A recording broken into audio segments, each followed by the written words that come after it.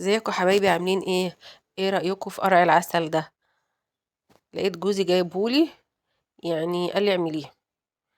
بصي بقى يا حبيبتي هنعمل ايه. لو جوزك فاجئك وجابلك حاجة زي كده، هنغسلها الاول ونقسمها نصين، وبيبقى جواها بذر وحاجات كده زي ما انت شايفاها.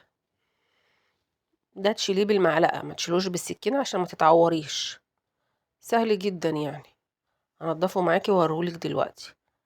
الحباية دي تطلع لها قد 2 كيلو كده او كيلو ونص، بس بعد التنظيف طبعا بالمعلقة احسن.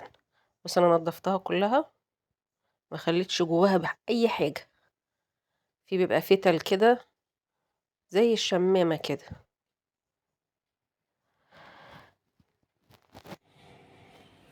بعد كده هقشرها. دي حلقات عشان اعرف اقشر القشرة بتاعتها تخينة، لازم اعرف امسكها كويس.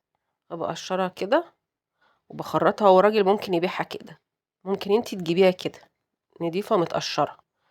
بس طلعت قد ايه دي لوحدها كده وزن. هنجيب هنجيب السكر على قد ما انتي بتحبي، سكر كتير سكر مظبوط. يعني مثلا الكيلو عليه كوباية ونص سكر. ماشي. احنا نعمل ايه هنا؟ هحط السكر وبيتها في التلاجة.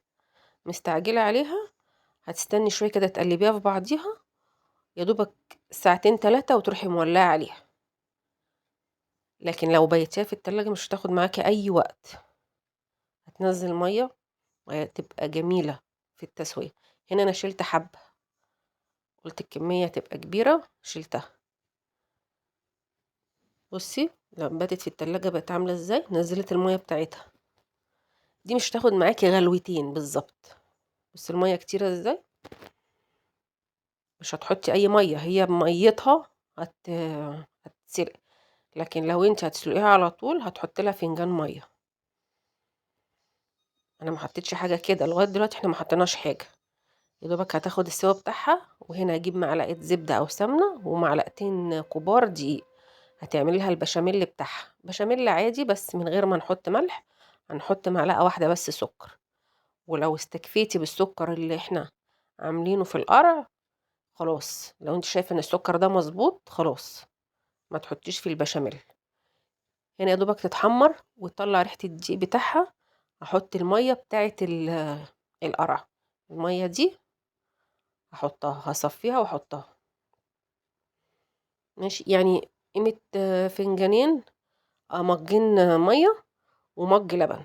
لو انت عايزاها دسمه خالص هيبقى لبن، مج ميه ومجين لبن. ماشي كده. انا قلبت الميه الاول وبعد كده حطيت اللبن.